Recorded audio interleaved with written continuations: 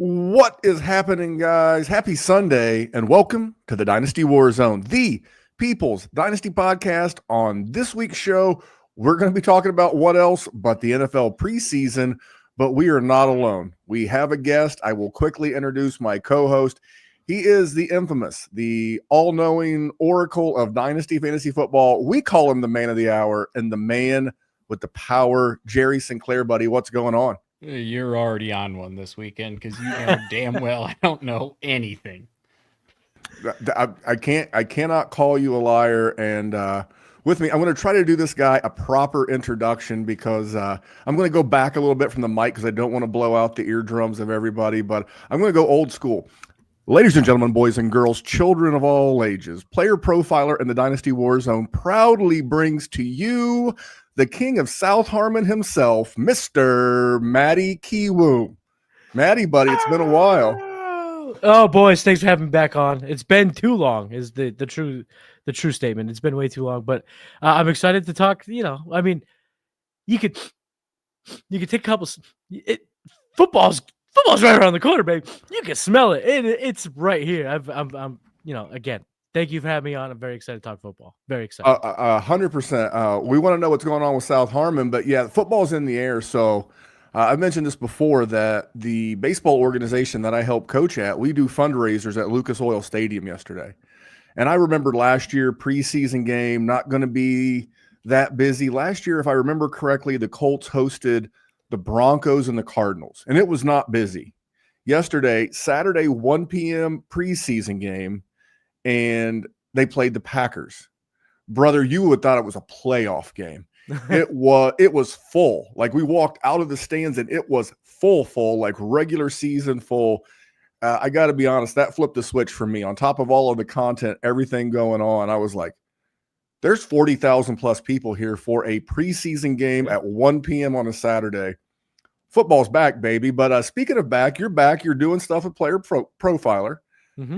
You're doing your show. So tell us what's been going on with you, man, because as the people in the YouTube chat say, it's been too long. So, I mean, over at South Harmon, we got the 3 channels going. South Harmon Fantasy Football channel, which is the channel that I put videos on, Redraft. We have our Dynasty channel, which is the GOAT channel. That's Adam and Mike, they're doing the damn thing. They're killing it. And then the Vibes channel, Fizz, Coop, T-Rock, they're doing a great job over there. So, we're hitting all of, from all different angles. And then here at Player Pro, I'm back doing the Future Cast, talking a little Dynasty there, but also doing Blue Chips, where we're talking all things NFL prospects. So, kind of my role here, the role 2.0, if you will, at Player Pro is the NFL draft analyst. That's kind of the coat that I'll be putting on. That'll be the content that I'm rolling out throughout the season. I'm really just diving in to, NFL prospects, where they're the blue chippers or the guys that, might be the biggest risers from now till February. So that's kind of my thing over at Player Pro, but I'm excited to be back with the team. This is the squad, and South Harmon is home, but Player Profile has always been an awesome place to do some work with. You guys know. You guys been doing this here now for a while. You guys know.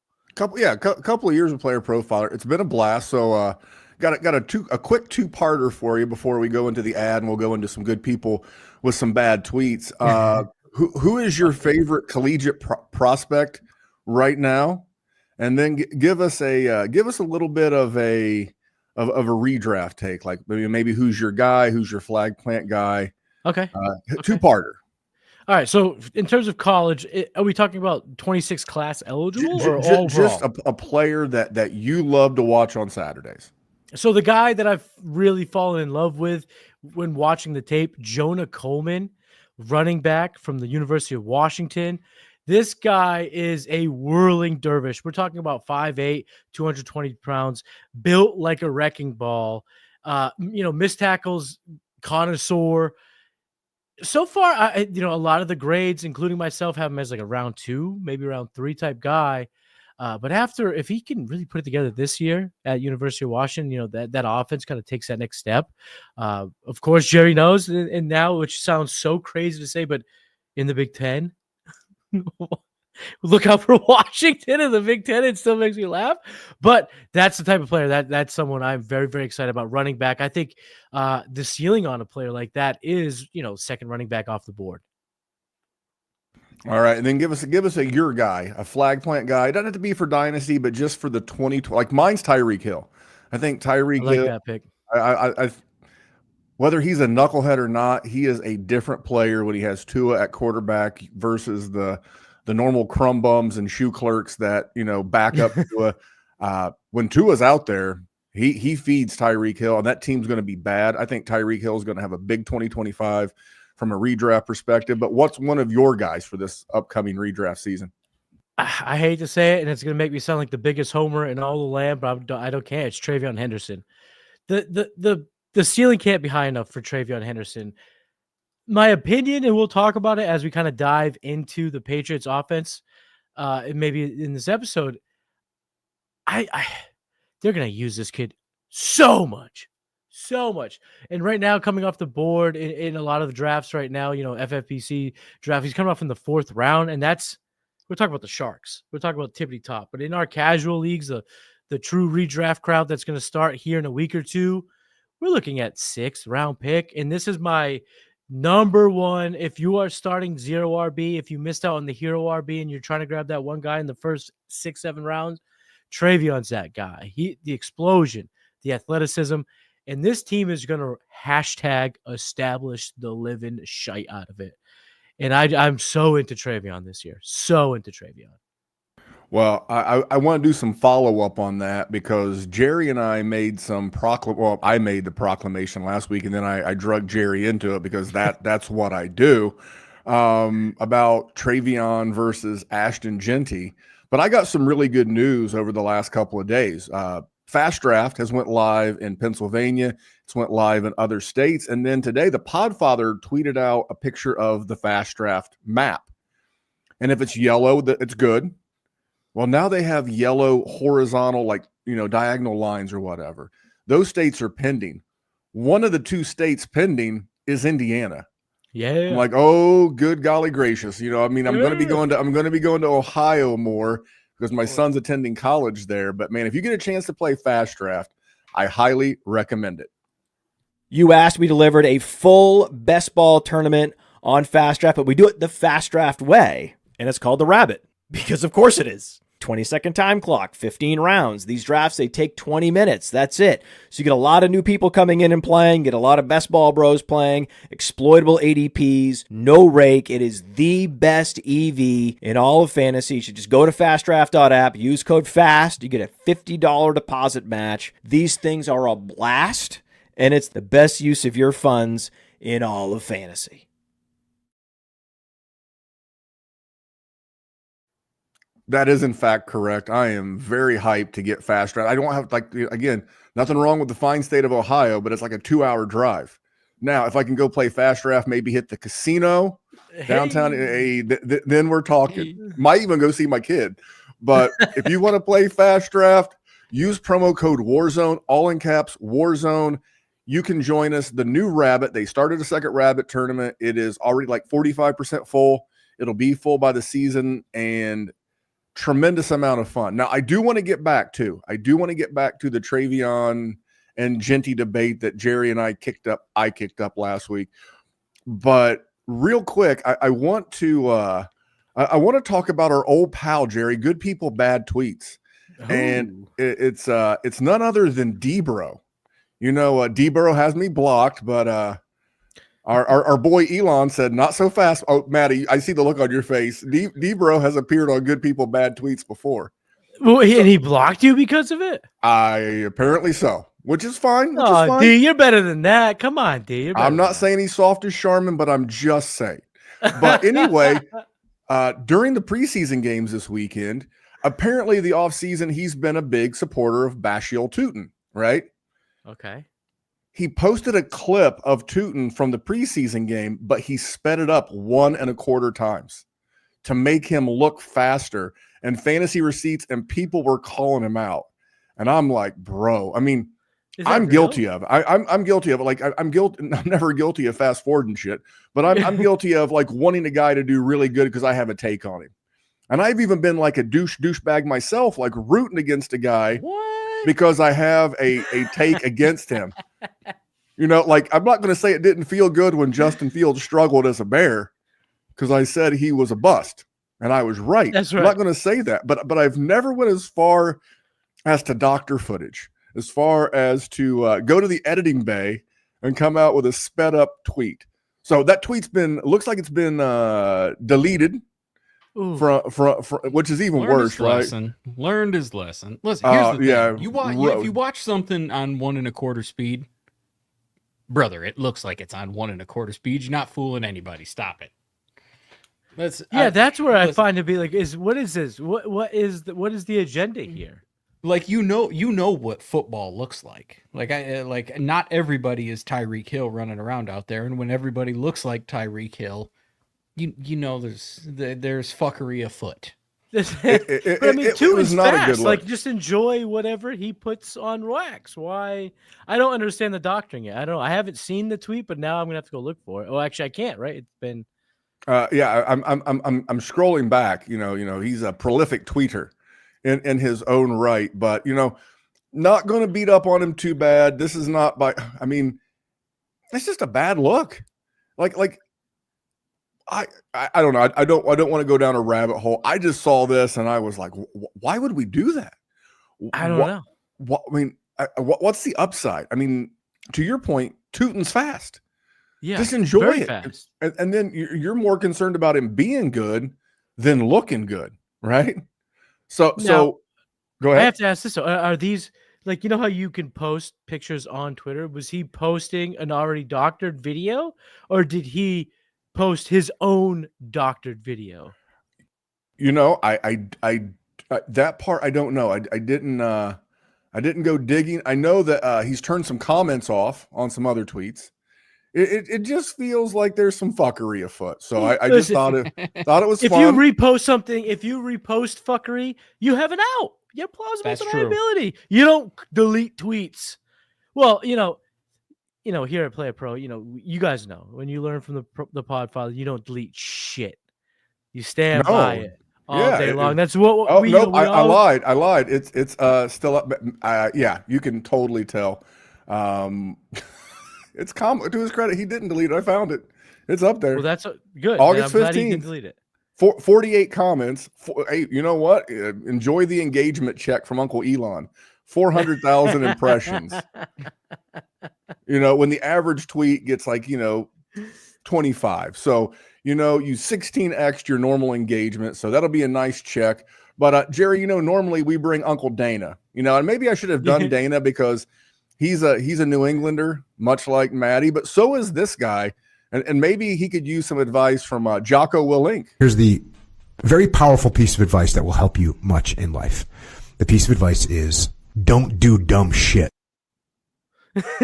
That's a good one. That's a new one. That's new. That is brand new tonight. Don't do dumb shit. Okay. So let's get into the takes. Let's get back into Travion Henderson because he's clearly we could just put that dude on a loop. And I saw some people like Wyatt, who does content here at Player Profiler. He's like, the current asking price for Travion Henderson in Dynasty is 2 kidneys. And I think that might be low. You might have to come up with a spleen, maybe a lung, pinky, up something, man. Yeah. So we'll start with you because you're our resident Patriots fan. Mm-hmm. And last week, Jerry and I talked about, has the gap really closed between Ashton Genty and Travion Henderson? And what do you think of that take, Matty? So I'm going to start. I'm going to put put myself in a little bit of a time machine and dial it back. Going into the offseason, the process for me, there wasn't that big of a gap between Genty, Hampton, and Travion Henderson. Those were my 3 guys. And then the draft capital spilled out. All 3 of these guys go within the top 40 picks, and you're like, all right, wheels up. We'll see how the situation's playing out. But I'm still not saying that I would value Travion Henderson for Ashton Genty. If I had the 101, would I trade it for the 103 to get Travion Henderson? No. I still believe that the volume is going to reside with the Genty. I think his profile and kind of the situation that he's in, the investment made in him, particularly, kind of spells out a role that we could see transcend to the running back one overall. I don't see that from a Travion at this current state. I do believe that, whether it's Ramondre Stevenson or if he's hurt, it's Antonio Gibson. I do not believe that Travion's going to see a ton of volume. But what I do believe is that he is going to see such valuable touches, and he is going to be a mainstay in the passing game. So there's going to be immediate value day one, game one for Travion Henderson. Now, in terms of the gap, I think the gap has been close. And I, for instance, we talk about this all the time here. When I come to the war zone, this is this podcast for the people, for the streets. We talk about it.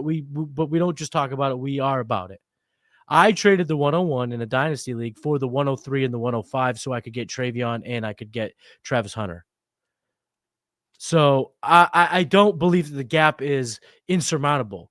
There are opportunities out there to cash in on a 101 like Ashton Ginty. Now, could you get it like that? We'll see. I don't know. But I think that if you have the ticket for Ashton Ginty, we're talking about rookie drafts that maybe haven't kicked off yet. You have that 101 and the 103 wants Ginty that bad. You can move back to the 103, 104, get a future pick. Hell, get the 104 and a 2027 first, because we know that class is going to be stinking. We're going to love the 27 class. So if you can move back a handful of picks and accrue value in Dynasty, I think that could be a worthwhile venture. But in terms of the redraft, and we're going to kind of focus on the 2025, I still think Ginty gets that volume that is just really, really tough to pass up. What about you, Jerry? Anything that you saw this weekend, or you were kind of in the same boat as Matty? A little bit. I think I'm a little bit. I think they're a little closer. I think Travion Henderson absolutely has a chance to beat Ashton Ginty out in points. Now, granted, do I think what is most likely? I think Ashton Ginty is most likely to do it. But Travion absolutely has a chance. That said, I don't remember whose video it was, but I posted a comment on somebody's YouTube video because they said that Travion Henderson was going to have 80 receptions as a rookie. And I said, if Travion Henderson has 80 receptions as a rookie, I will eat a flip-flop on your show. So if he does do that, there will be a YouTube video of me attempting to eat a flip-flop, and then probably a corresponding video of me going to the hospital. The thought you said you were able to make a trade and you got Travion Henderson and Travis Hunter. And I go back to the class of 2023. This conversation's not to make Ashton Ginty shorter. No pun intended. It's designed to talk about how good Travion Henderson is. And speaking of Bijan, that's what I pulled up. Bijan in the class of 2023, he was talked about in the same vein as that people have talked about Ginty. Is that fair?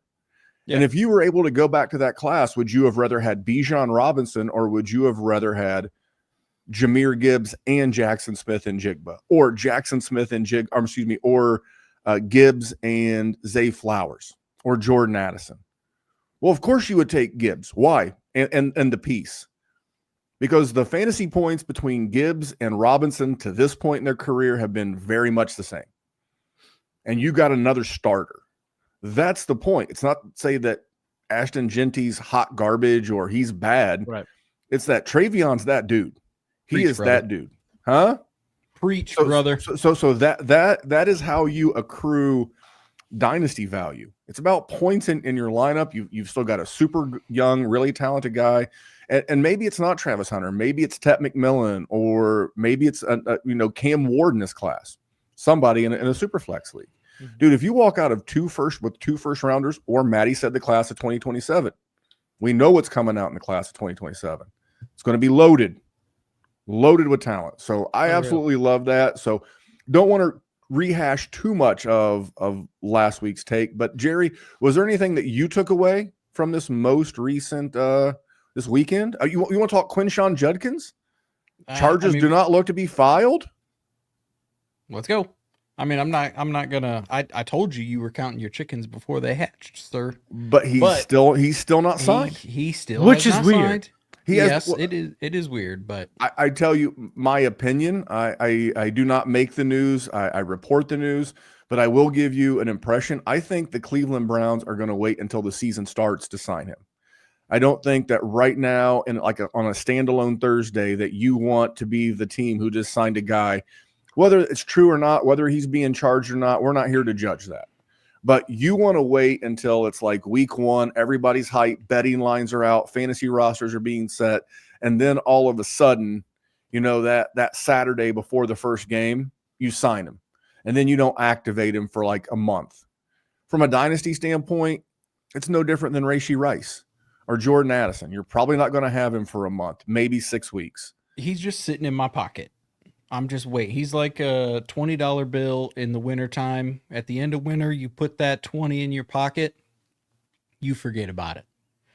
Next winter rolls around, it's cold, Carhartts are out. Hands go in your pocket. There's Andrew Jackson right there to be your friend. That's what Quinshon Judkins is going to be for you. A slightly different but close analogy. It's actually like being the commissioner of your fantasy football league and you winning and you just pay yourself.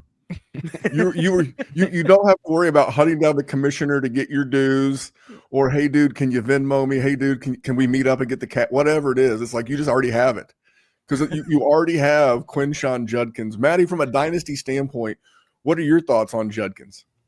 I think Judkins is going to be. You just keep buying Judkins because he plays a position that you do not need to get warmed up to. You don't have to get in sync with. The second he's on the field, they can just say, here's 25 carries, and he'll just do well with them. That's just the position. The position doesn't need playbook study, doesn't need nuance, doesn't need that. We see it time and time again. This kid can't play in the NFL. He was played at Alcorn State, and he does okay. This guy can't do anything. He was undrafted. James Robinson runs for 1,000 yards and is in top 5 running back. The running back position, you don't need to warm up necessarily. You don't need to be in early. If he was a quarterback or a wide receiver or a tight end even, I would be so much more hesitant. But right now, you keep bringing all the bad news, and I'll just keep buying the dip and buying the dip and buying the dip because at running back, it just isn't going to matter at the end of the day. The second they decide, Kevin Stefanski says, give the ball to Quinshon 20 times, he's going to run for $120 and a touchdown. That's just how the position plays out. The one little caveat that I will add, I agree with both you guys, just the one little twist that I will add is that I'm actually going to wait and try to acquire Judkins in the offseason because I do think he's going to miss games. And I don't think he's going to put up a lot of fantasy points this year because the Cleveland offense is going to be hot, wet garbage. And it's just not. And Judkins, because he hasn't been in camp, he hasn't been around the team, he's not going to be overly involved in the passing game. And how does a running back, and I'll use Alvin Kamara as an example, how does a running back continue to put up fantasy points on a bad offense? He's heavily involved in the passing game, which Judkins won't be, at least that's my anticipation early in the season. So no touchdown volume, just a lot of carries for yards. Okay, great. But you know what? Judkins later in the season or in the offseason, especially next year, because everybody's looking for the next big thing. I'll gladly go in the Quinshon Judkins business a little bit down the road because people will be hyped. He went to Ohio State. Cleveland's a popular team in the league, kind of.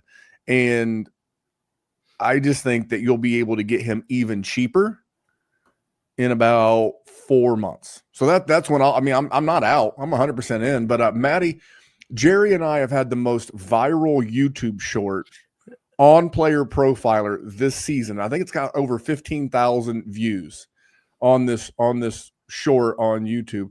And it was me. No, this is pre-arrest, in fairness to Jerry. me taking RJ Harvey, who also looked really good this weekend. Mm-hmm. You didn't have to speed his game film up. And I'm on team RJ Harvey. Jerry was on team Quinshon Judkins. Where do you come out on those two guys? And who do you like better now and going forward? I'm going to go with RJ Harvey there. I'm going to take RJ Harvey. Just because we've seen what Sean Payton does with backs, baby. I mean, just sometimes the proof is in the pudding. I'm going to take it, but it's not far off. It's not, I wouldn't say you were wrong to take Quinshon. I like Quinshon more as a prospect coming out. But sometimes we just can't we can't fight fate. And the fantasy gods decided our fate when they put RJ Harvey on the Denver Broncos. It's kind of like the Jaden Blue stuff. The fact that people are anti Jaden Blue, it's like, I get it. I didn't love Jaden Blue as a prospect, but we were clamoring over the running back that was going to go to the Dallas Cowboys and have the situation. And after the second preseason game where he didn't suit up, it's Javonte and it's Jaden Blue. And if anything happens to Javonte, whether he gets slow or gets hurt, it's the Jaden Blue show. And this all along, right after the NFL draft, he was still a third or fourth round rookie pick. People want to fade it. It's like, listen, sometimes it's like it's that scene in Batman. What's the Batman with the Joker with Heath Ledger's Batman? He's like, I'm just a dog chasing a mailman. I don't know what to do if I actually caught it. And that's sometimes what we do in fantasy. We chase this landing spot and then it happens and we just don't know what to do when we get it. And that's kind of how I feel about that. And that's kind of how I feel about Harvey going to Denver. I'm not going to fight it.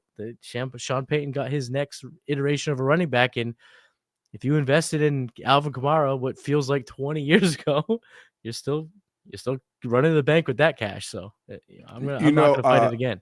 He almost made good people bad tweets. Jeff Ratcliffe from Fade to Noise said that he is out on Alvin Kamara this year because the offense in New Orleans is bad, and I agree with that take. But that dude's going to get, 6-8 checkdowns a game? I mean, he's a lock for double-digit PPR points just in the passing game. Mm-hmm. Throw in 40 or 50 yards rushing a game, all of a sudden you got a 14, 15-point-a-game running back. Yeah. Pretty healthy dude. I do want to get to a couple of questions in the chat because it does tie to a couple. Slayer Stacker, a repeat guest here. He always checks us out on the YouTube. He's talking about JCM. He's also known as Bill. That's the running back. And I know. Do you know his name? His exact full name, Matty? Ja'Cory Krosky Merritt. Yeah, there you go. The law firm of the new law firm of Krosky Merritt. But word on the street, Matty, is that Brian Robinson's on the trading block. You can, if you want to throw in a theory of where you think Robinson might land, but are we about ready to see a hype beast extraordinaire in JCM, aka Bill? First of all, nobody's buying Brian Robinson. There is not an NFL team that is going to give even a 7th round pick for Brian Robinson. Wouldn't give a bag of footballs. They're not giving up a one jugs machine. They're not giving up anything. And so Brian Robinson will be there. I don't know how else to say this because I can't articulate it in a way with facts and with, I can't quantify it, but my gut tells me that chasing after JCM, it's kind of fool's gold. It's just, I just sometimes think that we get so forgetful of the three of us here have been playing fantasy football for 2 decades, each. Like I've been playing, I'm 37. I've been playing that long by myself. That's right. That's what I'm saying. We've all been playing for so long. You know how many names I've heard over the years of this guy? And you know what usually is the answer? It's not always the answer, but it usually is the answer. He was taken in the 7th round. We'll see. Yeah, sometimes we talk about running backs can come from anywhere. I'm just having a really tough time understanding the theory or the belief, the hypothesis that we're going to take maybe the hottest asset in the NFL, Jane Daniels, and we're going to potentially, I don't know if he's going to be taken away, but Terry McLaurin has yet to truly be integrated back into the team. They got Debo. But don't worry, Jaden. We have a 7th round running back that we're gonna feature him. We're gonna throw him out there. He's gonna be our guy. I just feel like we could be overhyping a very shiny object in the moment. Now, do I want to grab my shares of JCM late in redraft, or do I want to heat check the manager out there and see if I can move my 26th fourth, my 26th third for him? Sure.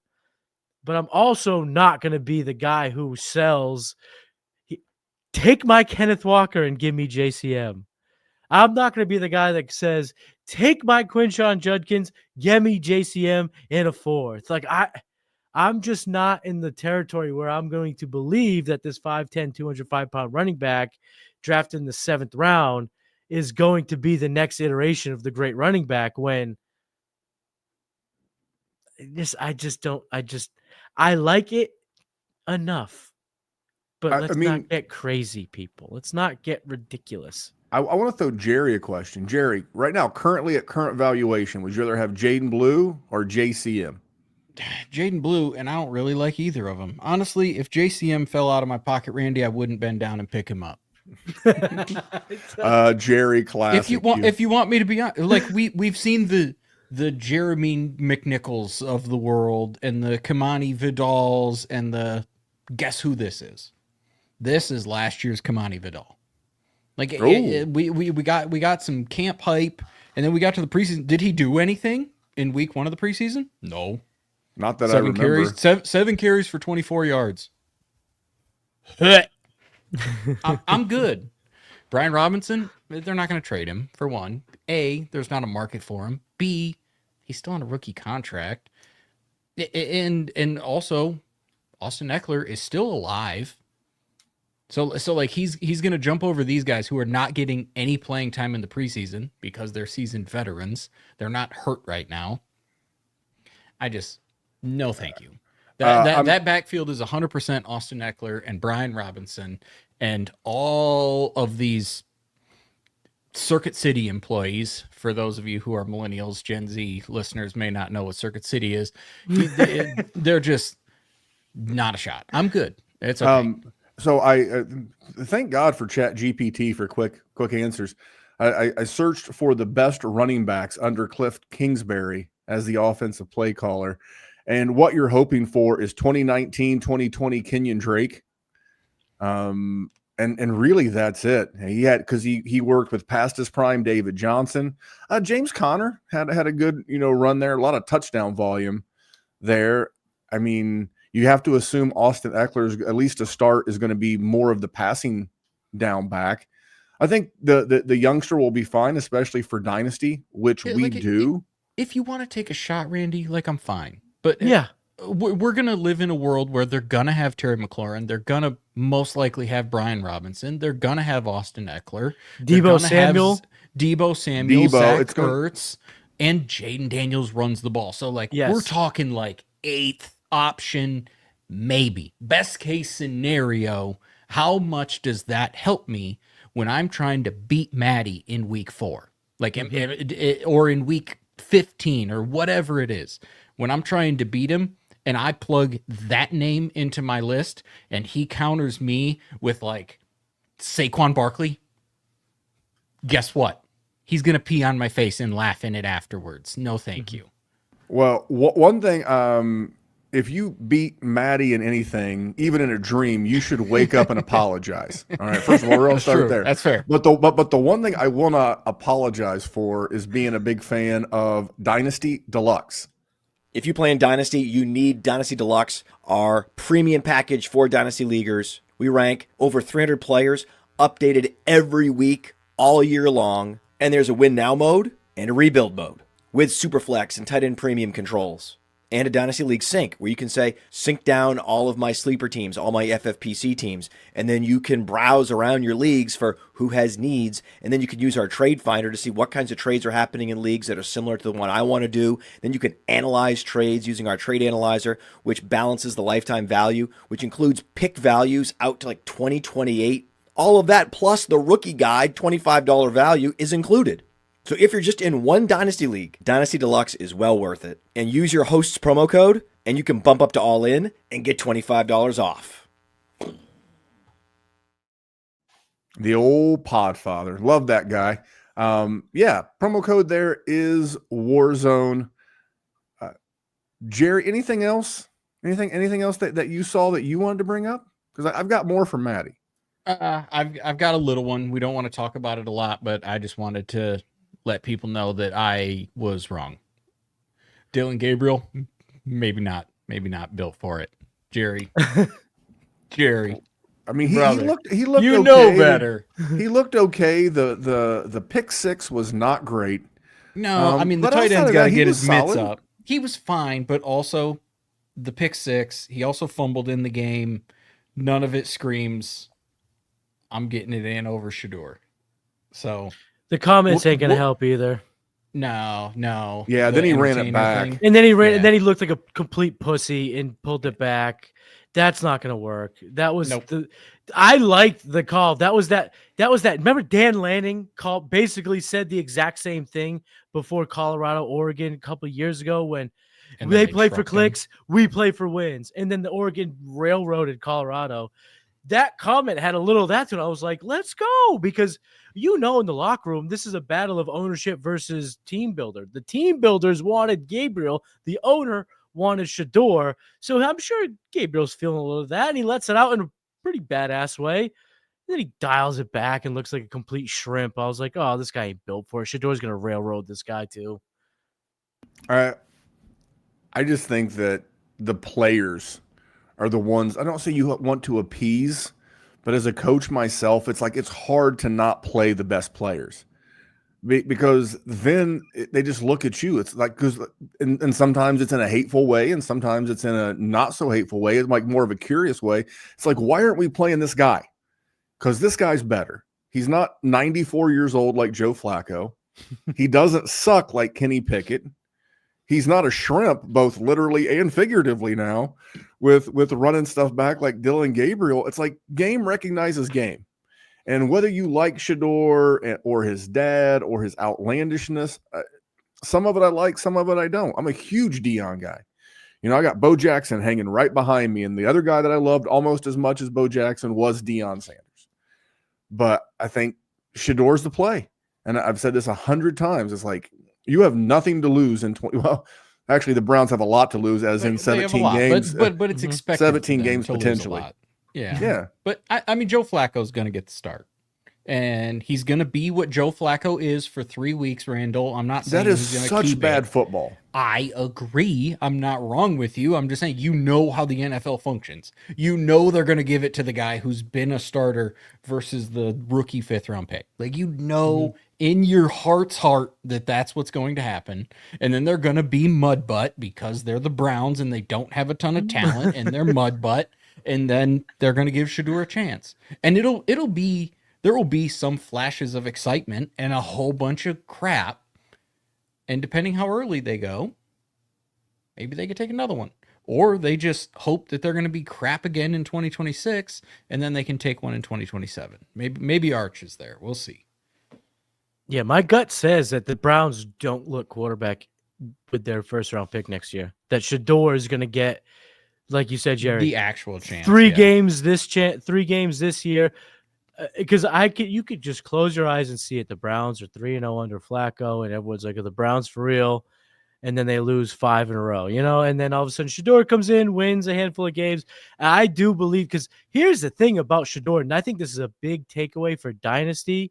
He's regime proof because the owner wanted Shador.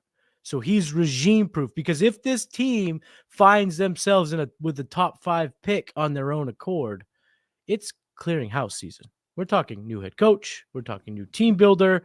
But you know who will survive that? Shador, because immediately Deion is going to call ownership and say, hey, is this new guy going to give my son a chance? And they're going to go, we're going to make sure he does.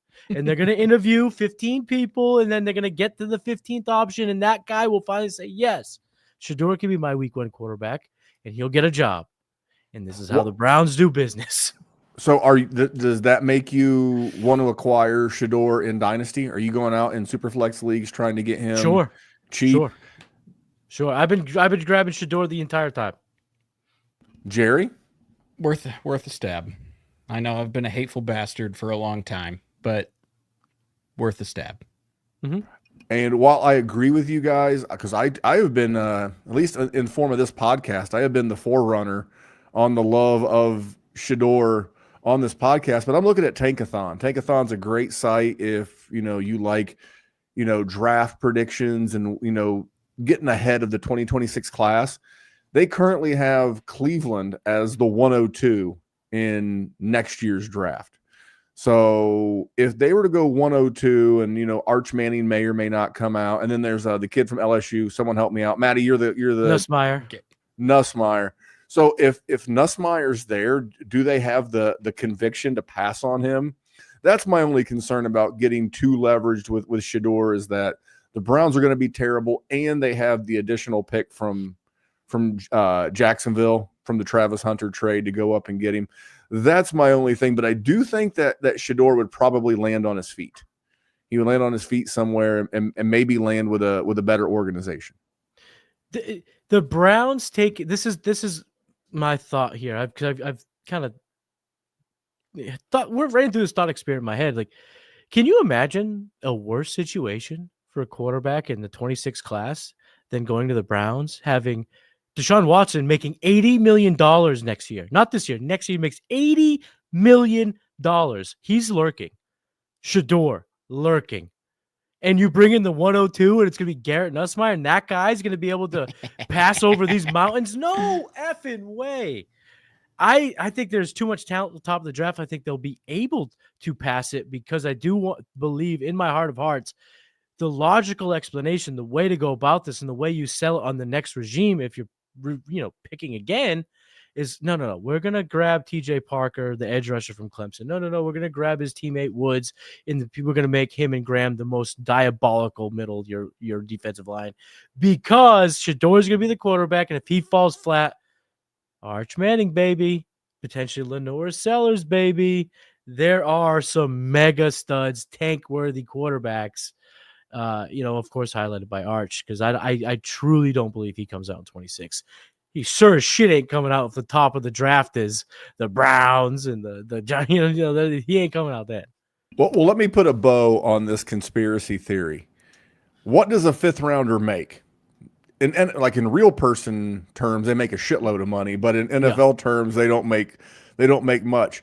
You have the plan as the Cleveland Browns to roll into 2026 with Shedeur Sanders, so you can cut Deshaun Watson, get that big number off of the book, and kind of like what the Broncos did with Russell Wilson. You take that one big lump on the salary cap, and then you just move on, because you're going to have a rookie quarterback on a cheap deal. I do want to get a question about another rookie quarterback, guy that I've been really intrigued by, and a guy that I think the Giants should be starting. 2 weeks in a row, Jerry threw a dart. We're talking about Jackson Dart. Shout out to Brittany, our graphics guru. She said, "Who do you want on there?" I was like, Jackson Dart played pretty good on Saturday. Matty, what are your thoughts on Jackson Dart? I know the offense has been very simple. I know it's the preseason, but man, I like the poise, and I like what I've seen. How about you? I think that Daboll found his guy, and I think when you can truly feel that way, I think you should get excited, because Brian Daboll's been good with good quarterbacks. I mean, he's been pretty good with bad quarterbacks. He got Daniel Jones to win a playoff game. That's unbelievable. I mean, the guy is good at developing quarterbacks, and we've just been knocking him because it's just been really, really difficult for this Giants team. But Dart comes in, they grab him the 21st pick or whatever it was, and in the first round, and they've brought him into a situation where the pressure is minimal. I mean, he could very easily be the starter, as well as he could be QB3, and the team could be, building towards something. But what I've seen from him is two things. One, Daboll has been very careful. So I wouldn't call it a red flag, but one of the concerns, or one of the talking points about Jackson Dart, was his inability to take the ball from under center. The kid didn't even know how to do a cadence. Everyone saw the clip with him and John Gruden. He didn't even know how to do, the whole thing at the line that Gruden loves to see, the whole cadence, the check down, the whole walkthrough of it. He did the clap because he's used to taking the ball in the shotgun. And if you watch these two preseason games, I don't believe Jackson Dart has dropped back from under center one time. Not one time. And when I went back and looked at, kind of the way Daboll runs, he does run anywhere from 55 to 65% of his plays out of shotgun, out of pistol. So he found a guy that can work in that system, that doesn't need to put a round peg into a square hole type of thing. So I think the fit is great. I like the player. I think the player's good. I don't know if he has like a massive ceiling. So for Dynasty, I'm not selling, I'm not going too crazy for Jackson Dart. But I think in terms of an NFL fit, I think for our Malik Neighbors shares, I think we could be very excited by this kid, because when he gets his opportunity, it does seem like he will be able to work in program, throw off platform, make the plays, be athletic enough to make sure that they move the chains and get the first downs going. So in terms of this offense being better, I like that for Dart, but I still watch him and say to myself, I don't know if this kid can be even Bo Nix in 2024. Bo Nix was a massive surprise. I don't think even if he starts day one, he could be that. Jerry, anything else on Jackson Dart? Yeah, with where you had to get him, though, I don't think you need him to be Bo Nix. Because, no, Bo Nix dropped his hammer on the league for the most part. I don't think anybody really expected him to do what he did.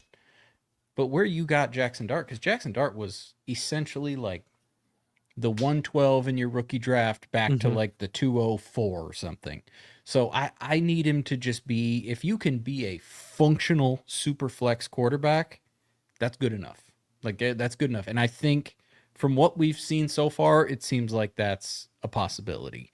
Now, Malik Neighbors, when you have him more consistently, maybe that helps you out a little bit, because I don't know about you and me, but if I'm throwing the ball to Randy versus I'm throwing the ball to Malik Neighbors, I am going to look much better when I throw it to Malik Neighbors. No offense. Whoa, Randy. whoa. I am good. Memphis is a unit. I'm just Memphis at is a specimen. I don't know. Yeah, last podcast, this man showed up with 2 black eyes and from roll jiu-jitsu. I'm just gonna go out on a limb and say Malik Neighbors is in better shape, even though Randy is a tank.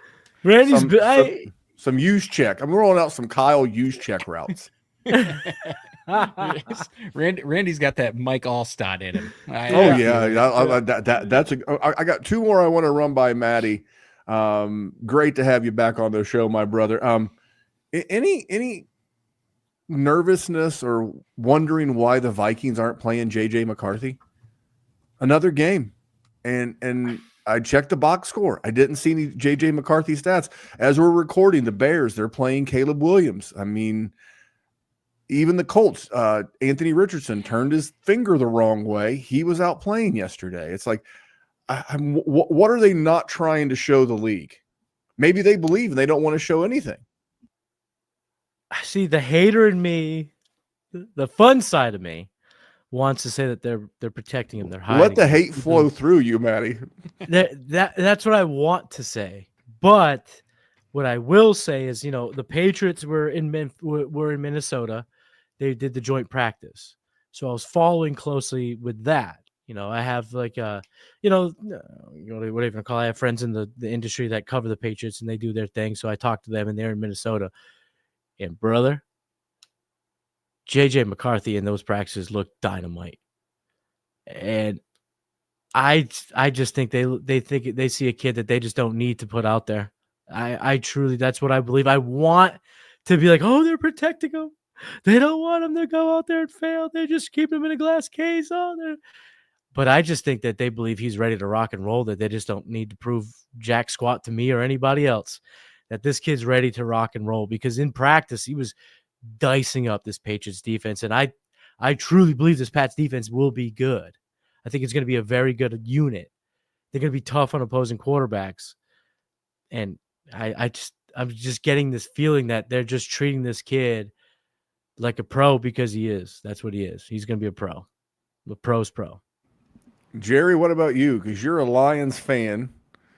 Now you're relocated in Iowa, but you're a Vikings hater as well. Not only that, we're talking about a Michigan Wolverine here. Yeah. That said, I think JJ's going to be fine.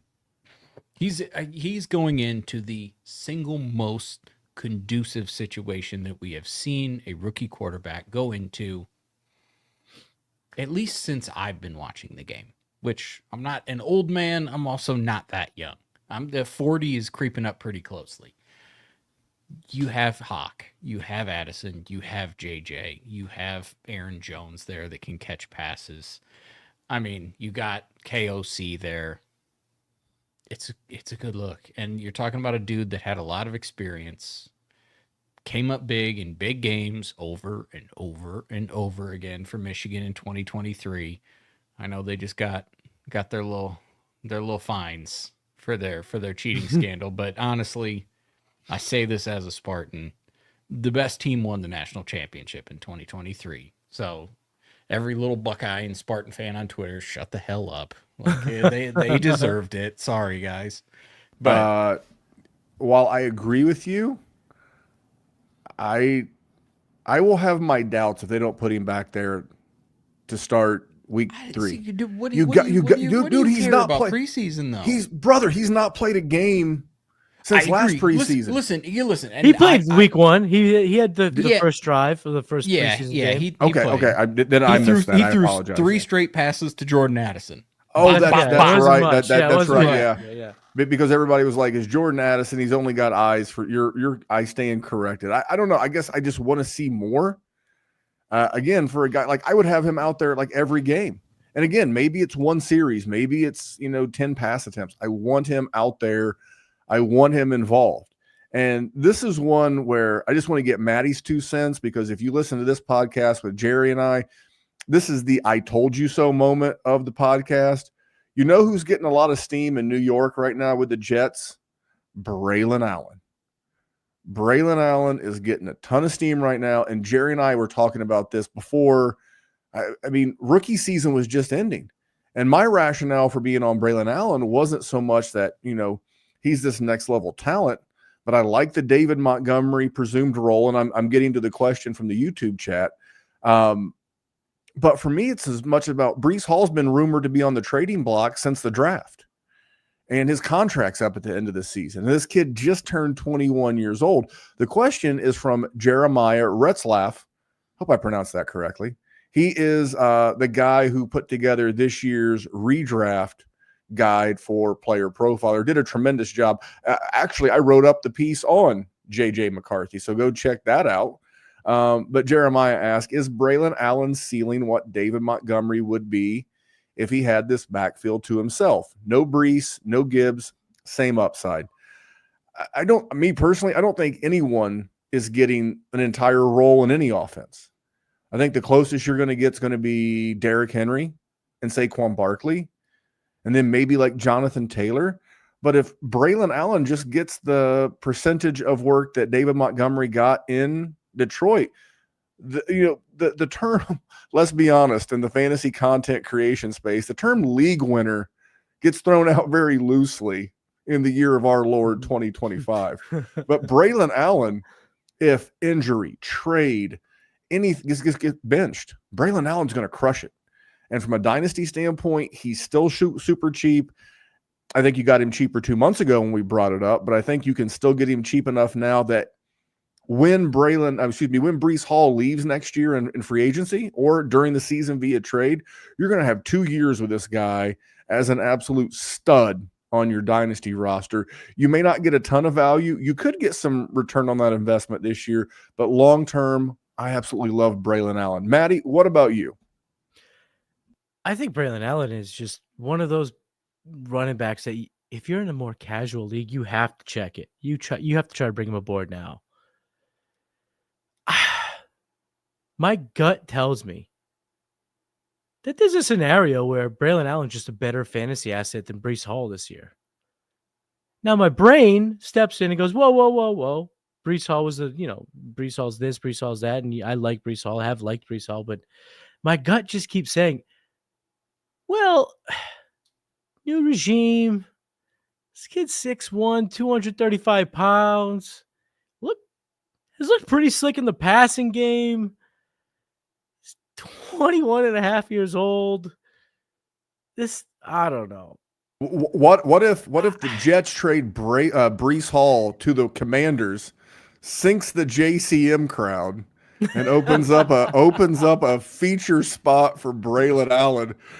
That would destroy.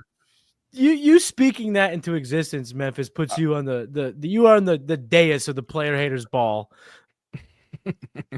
I mean, it just, but here's the thing. In Washington, I meant to mention this when we were talking about JCM.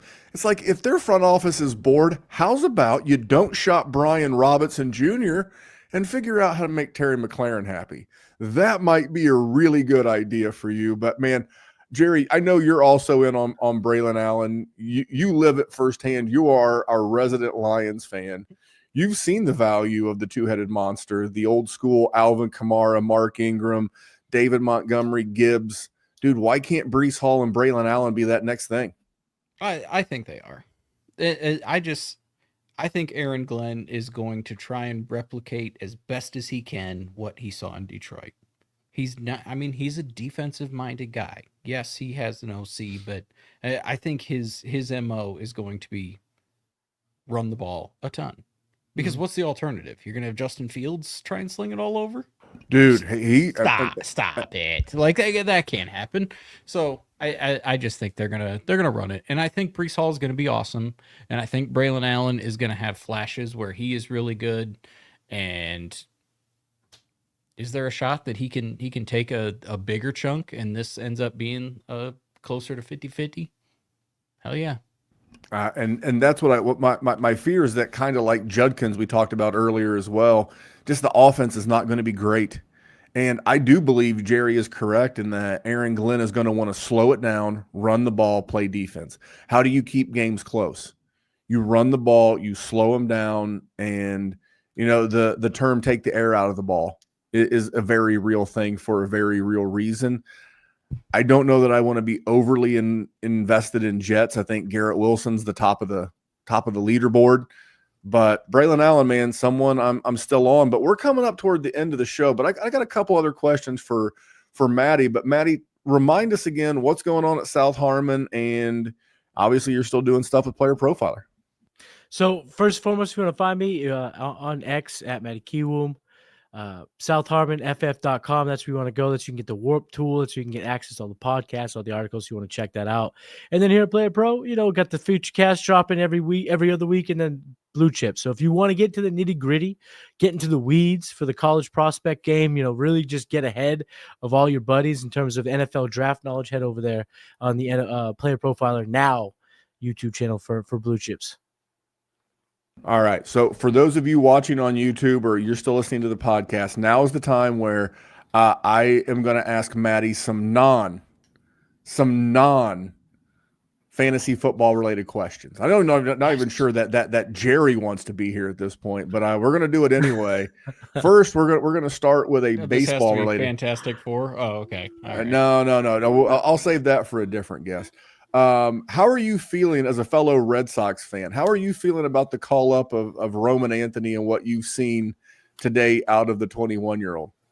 Kid's a stud. Roman Anthony's an absolute stud. We're seeing good OPS. We're seeing good plate discipline. He doesn't look like he's too big for his britches. The call up wasn't too much for him. He is probably their top 2 or 3 hitter right now, and they will go as far as he carries them. And although I do want to put this out here to the baseball guys out there that might know what I'm talking about, you want to hate on his extension that he sold himself short, not betting on himself. I would have happily signed a piece of paper that gave me $130 million as a 21-year-old. He's going to be 30 when he gets a free agent in his next contract. The kid's going to make a ton of money. So Roman Anthony, I love Roman Anthony on the Red Sox. Love what I've seen from Roman Anthony. He's the guy. He's going to be the best player of the Sox for the next decade. Jerry, do you have anything on Roman Anthony? Nothing? I don't have anything on Roman Anthony. I'm just looking at the standings, and I cannot help that there's another team that's above them. Oh, the Canadians. Is that your team? The Six? Detroit. The Detroit. Detroit. Yeah, Detroit's good. Detroit's good. Awesome. Yeah. Yeah, for sure. So no, Toronto doesn't count. Toronto's a fake. I thought he was doing the East. Okay. No. Yeah, I was like, what are you doing? All right, and then last question, Matty, as I am, I don't watch anymore, but I keep up with it on X and podcasts. But pro wrestling, you got the Cody Rhodes tee on, got the championship, belt in the background. How are you enjoying what's going on with the world of pro wrestling right now? Pro wrestling all-time high. All-time high. It's back. I'm a kid from the Attitude Era. I'm back invested. There's just so many haters, so many critiques out there, so many guys out there that are making money off critiquing what's going on. But if you if you just watch it for the hell of it, for the love of the game, like me, watch it with my kids, like it's awesome. It's back. It's so much fun. I just went to SmackDown on Friday night. That had to be where the shirt came from, right? So the shirt came from, hands down, the year's worst SmackDown show. Horrible. We got love that for you. Thank you for half a band. Dude, it was the epitome of a getaway game. It had the same relevancy as a lineup for the Detroit Tigers when they have to fly to Seattle on Wednesday night and they play Wednesday at noon. All the guys on the bench, manager ain't even the dugout. He's already halfway there. That's what was going on. They got the getaway day. Everyone's heading to Europe. They got the Europe thing. So the show stunk. Most fun I've ever had. Most fun I've ever had. My wife and I said, you know what? When the WWE comes around, screw going to concerts, screw going to the pro games. You spend as much money there as anywhere else. We're going to save our money. We're going to go to WWE. It's the most fun. And I'm talking, we're in Boston. We went to the Garden.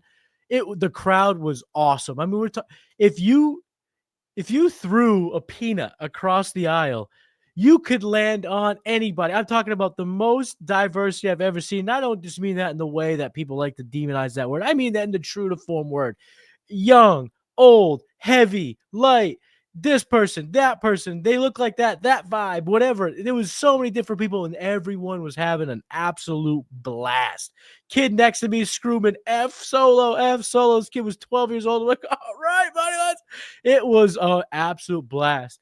And wrestling right now is just back to being fun. I love the silliness. I love the craziness. And right now, I mean, it's just they're tugging at our heartstrings. The thing is, though, what they did, I'll tell you guys this. This is what they did. This is the dirty secret. This is what they did to me. They made it so there's a 95% chance I'm going to see John Cena's last match at Saturday Night Main Event, December of Boston, because if he was so flippant to not come to Boston, his town, now that means they're going to put on a effing show when he comes in December, and I ain't going to miss it because I got. Well, it's funny. Earlier in the show, I mentioned that, our travel organization for baseball, we work events at Lucas Oil Stadium.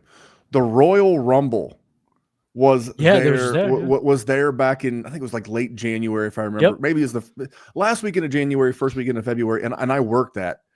It was harder to get out of the Royal Rumble because, people leave in the arena than it was when I worked the Taylor Swift concert.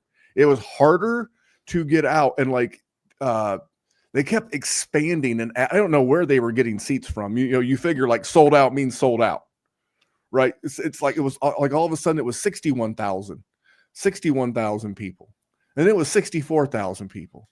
Like, where'd they get 68,000 people? I'm like, you've added 12% more seats in the course of 2 days, dude. It was ass to elbow. It was absolutely awesome.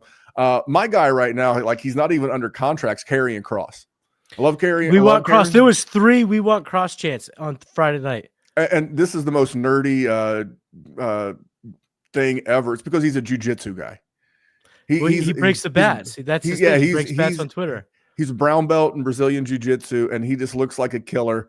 We'll see what happens there, but this is why we have Matty on, and this is why we save the nonsense for the end. We gave you 6-7 minutes. We talked a little Red Sox baseball. We talked a little WWE, but man, Matty, it was great to have you back on the show, and we'll be back next week. Next week, I'm going to have to move the dates. I will be at Creed.